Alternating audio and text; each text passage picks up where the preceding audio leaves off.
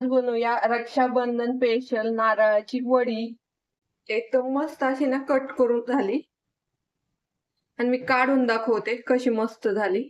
एकदम मस्त अशी झाली तयार ही. तोंडामध्ये टाकली ना लगेच विरघळण अशी तयार झाली ही नारळाची वडी. आणि ह्या वड्या ना खायला खूप सुंदर लागतात आणि इझी एकदम करायला. नारळाची वडी बनवण्यासाठी लागणारं साहित्य हे ओले नारळ आहे. हे 2 नारळ घेतलेले आणि त्याची मागची साईड ना काढून टाकलेली आहे आणि असे बारीक तुकडे करून घेतलेले. तूप लागणार आहे, वेलची पावडर लागणार आहे आणि साखर लागणार आहे. थोडीशी मी साखर घेतली आणि ह्या वेलच्या घेतल्यात. मिक्सर मधून ना याला बारीक वाटून घ्यायचं. हे मिक्सर मधून बारीक करून घेतले. थोडीशी साखर वाटली वेलची बारीक होण्यासाठी. हे नारळाचे तुकडे आहे ना हे बारीक करून घ्यायचे. आता मी हे मिक्सरच्या भांड्यामध्ये टाकते. कढईमध्ये ना तूप टाकायचे, थोडंसंच टाकायचं, जास्त नाही. हे खोबरे बारीक करून घेतले, हे टाकून घ्यायचे तुपावरती. हे तुपावर ना भाजून घ्यायचे. ह्या वाटीने ना 2 वाट्या ना खोबऱ्याचा कीस भरला होता हा आणि 1 वाटी मी साखर घेतली.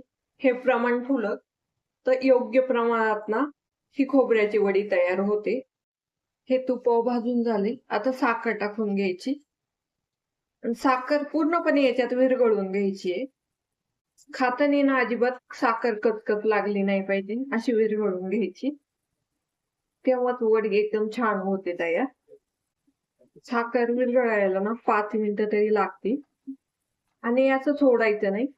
नारळ ना काळा पडण्याची शक्यता असते आणि वडी जशी म्हणावा तशी ना पांढरशुभ्र होत नाही.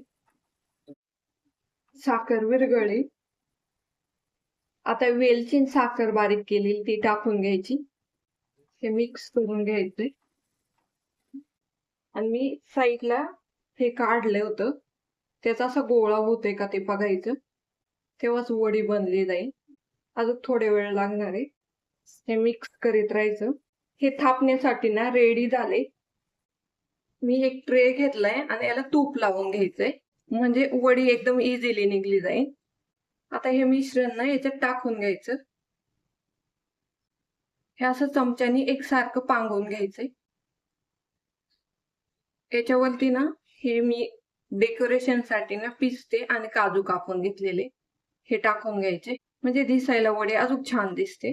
आणि पुन्हा ना थोडस असं सेट करून घ्यायचं त्याला. काजू आणि पिस्ते निघले नाही जाणार असं. आता 10 मिनिटासाठी याला ना थंड व्हायला ठेवून द्यायचे. मग नंतर वड्या कापून घेऊ. हे थंड झाले, कट करून घेऊ. एकदम मस्त वड्या तयार होत्या त्याच्या.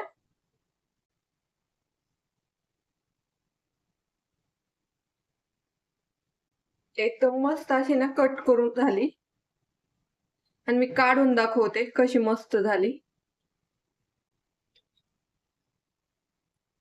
एकदम मस्त अशी झाली तयार ही. तोंडामध्ये टाकली ना लगेच विरघळण अशी तयार झाली ही नारळाची वडी. आता मस्त पैकी अशी प्लेटिंग करून घेऊ. आणि ह्या वड्या ना खायला खूप सुंदर लागतात आणि इझी एकदम करायला. तुम्ही नक्की ही रेसिपी करून बघा. रक्षाबंधन स्पेशल ही वडी करा.